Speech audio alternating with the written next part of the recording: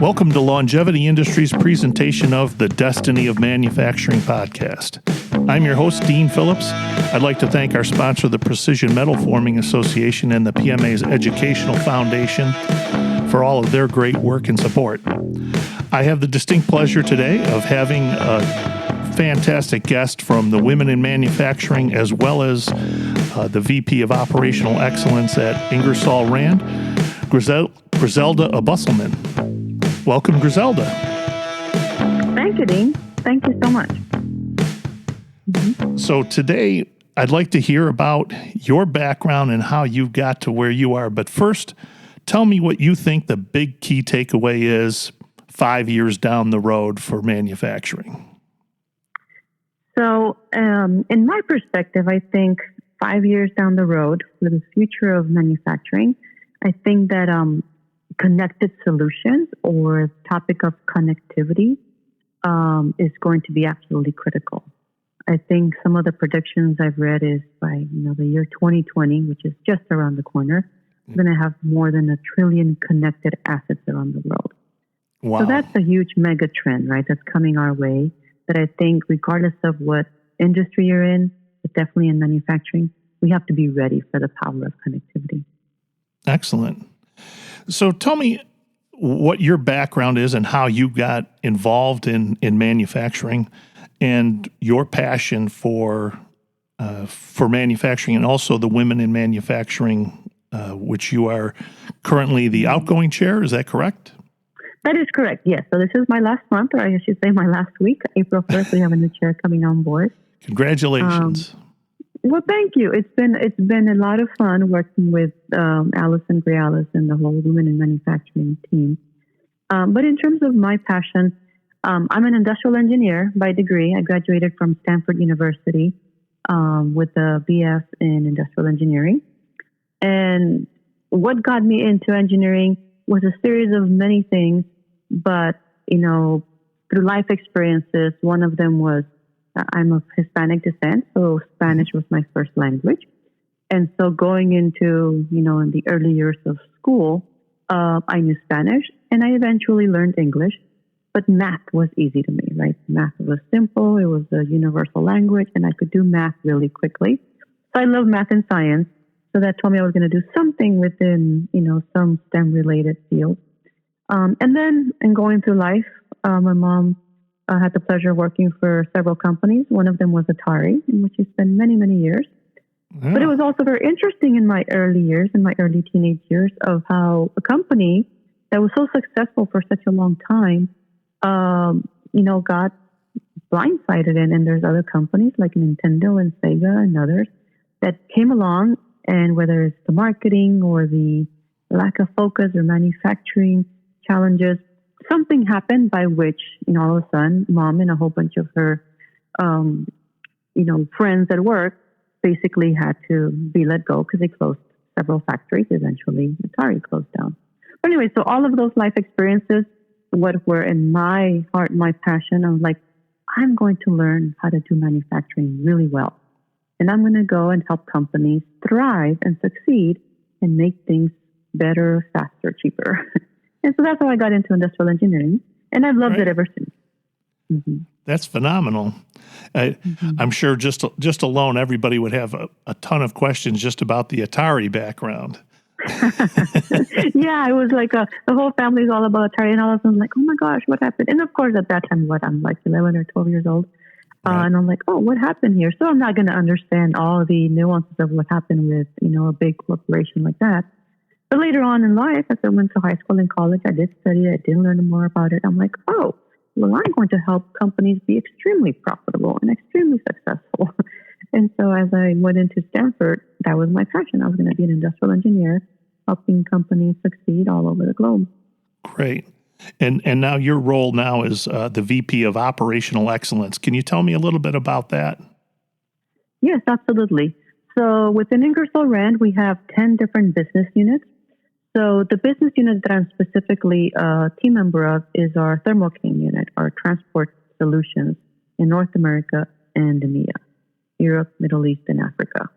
So my role is primarily in those regions, North America, Europe, Middle East, and Africa. And at the beginning, it was the responsibility of deploying operational excellence and improving our processes within the factories, within the manufacturing base. And we did a phenomenal job there. We, improved our cycle time significantly by 70, 80%. Our quality improved over the last 4 years by 75% in terms of our PPM numbers. So it's a really good story. Our engagement, people just thrive in improving the business day in and day out. So that led us to, as we study the entire value stream, we quickly realized that manufacturing is a small sliver of it all. There's a lot of front-end functions and back-end functions from the time that we think of an idea of a product to the time that we service it in the aftermarket, but there's so much that we can do outside of the manufacturing space. And that's where the opportunity really was. Mm-hmm. So now I do a lot of operational excellence across, the various business units. But within our business, it's in what we call the office space, the supporting functions, engineering, finance, human resources, marketing, product development. So it's neat to introduce the same principles that we use in the operations into the functional areas. And the numbers there, the improvements are extremely impactful, right? When we, invoicing cycle time, when it used to take us, several days or weeks to do the invoicing cycle, now we can do it in a matter of hours. Oh. Or closing the books or designing a product. So anything that we really apply our lean thinking to, we're seeing some huge gains and significant improvements. And now one of our cool strategies in our business, in Thermo King, is taking that out into our dealer network. So obviously we thrive through our channel, which is comprised of over 400 dealerships all around the world.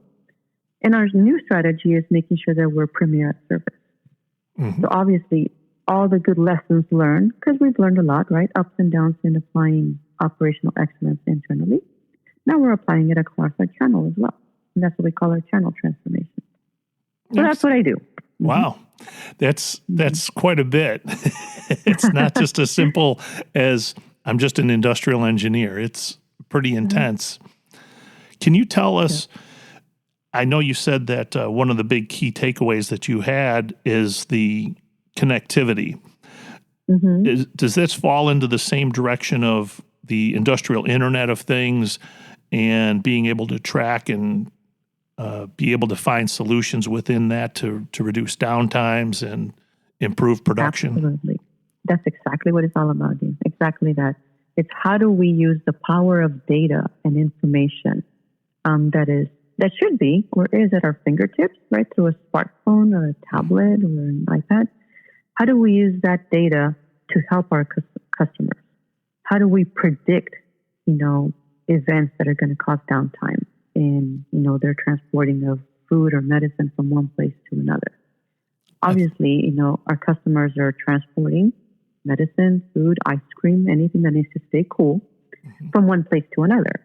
And they want to be at a 100% uptime, right? Any stopping event costs them money, right? And so our task is to make sure that they stay on the road without any downtime events. So the power of connectivity is right now, challenges that we have with the Internet of Things is, yes, we have performance of our units and how they're doing, but it is also data inundation. There's tons of data. Right? So when you pass it on to a customer, like ourselves, right, on our smartphone, maybe you have a car that has a smart gadget or a brain on the unit, and it gives you all of the service needs. It'll tell you when absolutely anything goes wrong with the vehicle or anything goes wrong with the unit. And it's all good to know, but our customers want us to prioritize that for them. When is it absolutely critical? When is it going to go down in the next 10, 20, 30 miles, right? Right. So our challenge is how do we gather all that data, prioritize it in a very simplistic way that we can just put it at their fingertips or on the dashboard and say, Mr. Customer, you have to stop in the next 30 minutes. Or you can keep going until the next state, right? So all that is what all of us are challenged with. And we want to be premier at providing that service to our customers.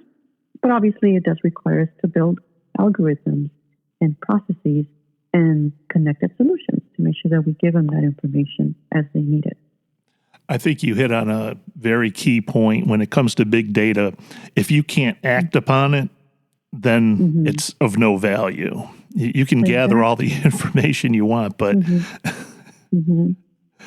Exactly. Absolutely. And that's kind of what our customers tell us, right? I mean, even for ourselves, right? We drive around in our cars and it's like, check oil, engine check or something. And we kind of leave it blinking for a while because we know we can go a few extra miles, right? So the same thing for them, right? But for them, it's critical because they have a load on that trailer. And obviously, if it goes bad, that's a huge loss to their revenue stream. So we need to make sure that we prioritize everything for them so that we prevent any significant impactful event.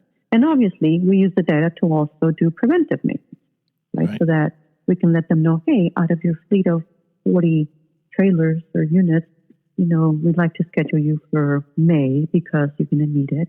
And this is what the data is telling us of the usage that you have in your units. So it's extremely powerful. We just have to figure out how to use it wisely. Right. That's great.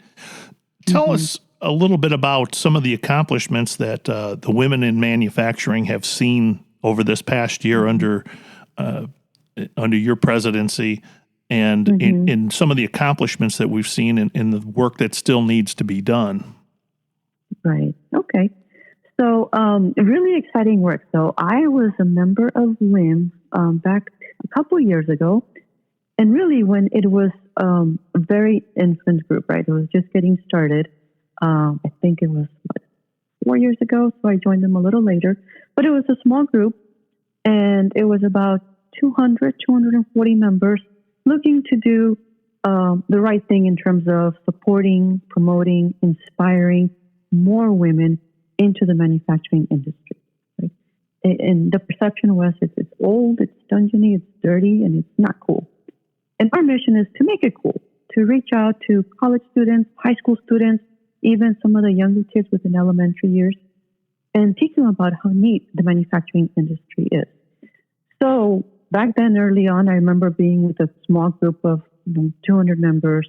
I think it was 4 of us that were kind of leading the group, to now 2,200 members later.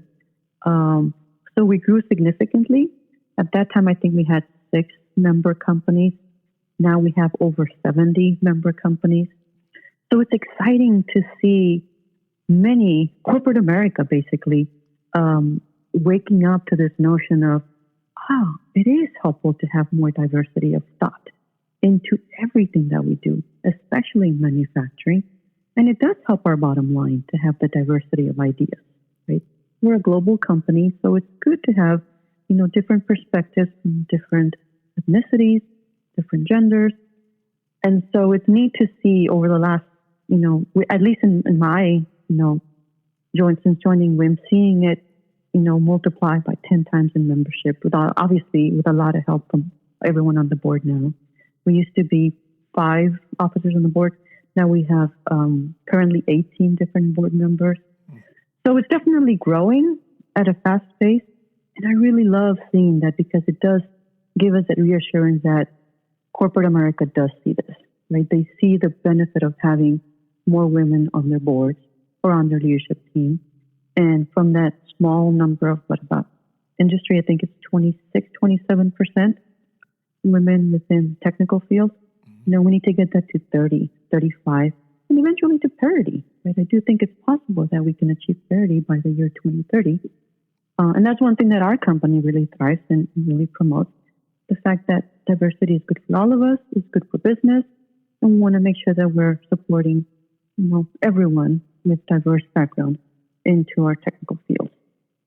Absolutely. I think that's a great opportunity too. I think that's one of those areas that, and I hate to say this, but it's not just manufacturing that we have to educate. We have to educate parents that this isn't a bad idea for your daughter to go into manufacturing or learn a STEM curriculum.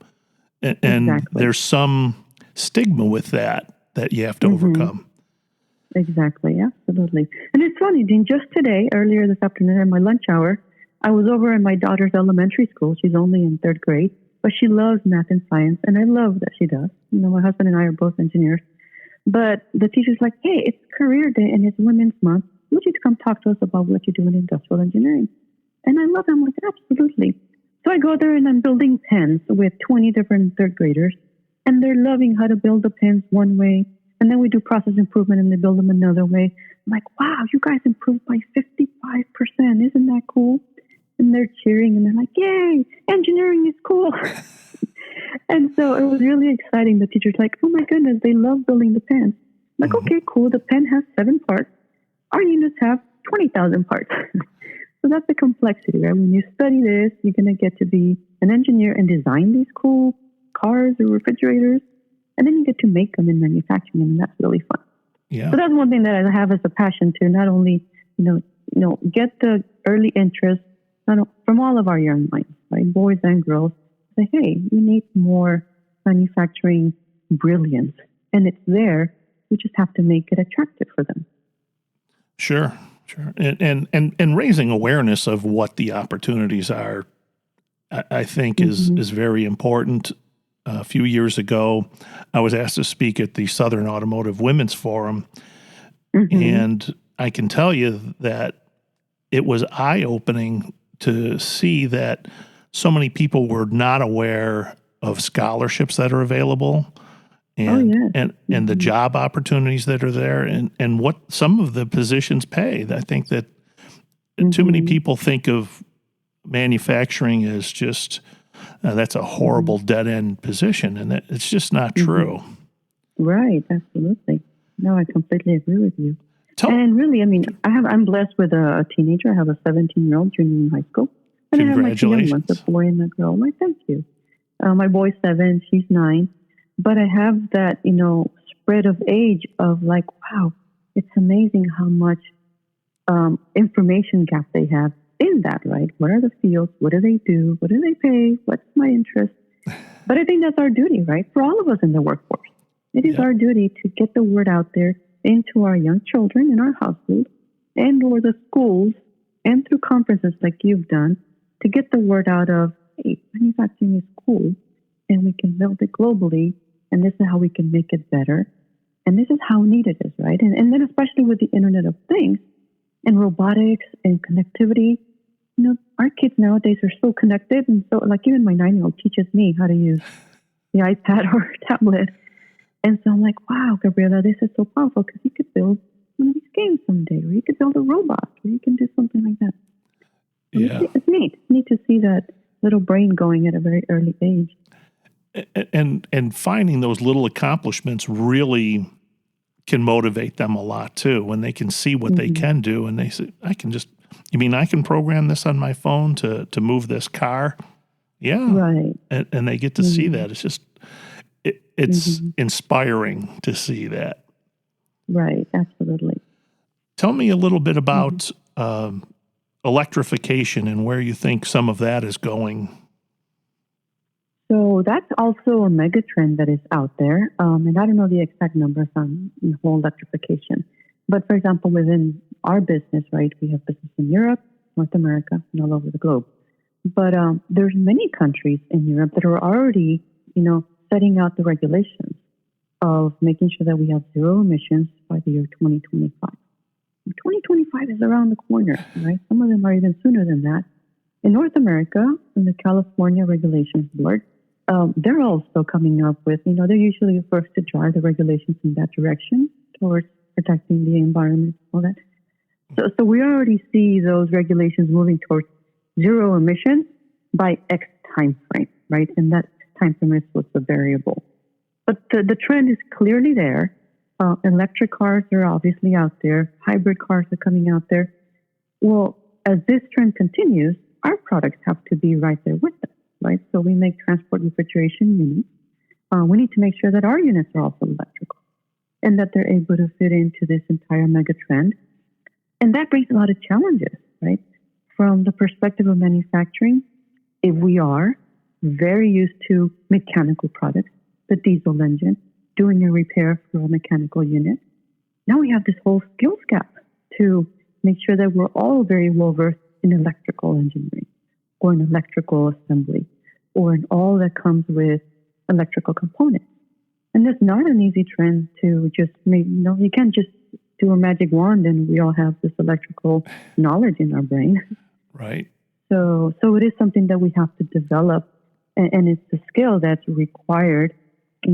We're bringing in more electrical-minded engineers and personnel onto our teams, and so are our dealerships, right? Because we have to prepare for that. We're already introducing product that is electrical, and more to come, right? So this is just the beginning. Right. That's amazing. So tell me some of your background of how you feel that things are going to change over the next 5 years. What are some of the things that you see if you were to wave your hand over the crystal ball? What is it that you think are going to start changing within manufacturing? Within manufacturing, for sure, we're going to have a lot more automation within our processes. We're going to make sure that we have predictable outcomes in our manufacturing process, and that we have prevention type services within our customer base. So having connected solutions and, the information at our customers' fingertips is a must, right? It's a race. It's going to be in that direction. It's a matter of who gets there first. Like, how do we make sure that we're the premier provider of services to our customers in whatever industry you're in, right? I mean, you see it a lot in vehicles already. So the future is that, how do we become the simplest, easiest to do business with solution provider with connectivity, right? And also towards that end, how do we ensure that we stay on top of this electrical trend, right?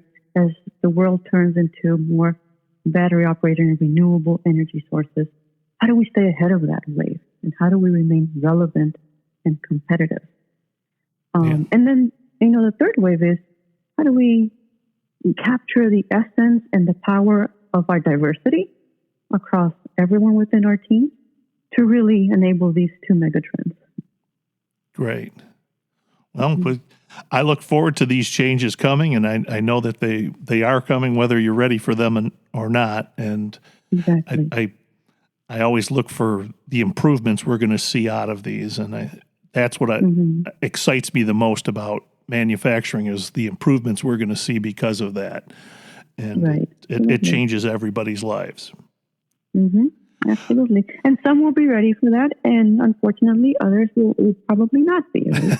And so it is going to be a revolution. It's going to be revolutionary to see who is most prepared, who takes the right actions now, so that we're able to compete and provide our customers with what they want at their fingertips. Excellent. It'll be some exciting times for sure. Yes, it will. Well, Griselda, we are just about out of time here. I want to thank you for spending time with us today and talking about the future of manufacturing and the destiny of manufacturing and where we're going. I really appreciate your time and taking time out of your schedule. I know it's not easy, but thank you so much for being here, and have a great day. You're welcome. Thank you. My pleasure.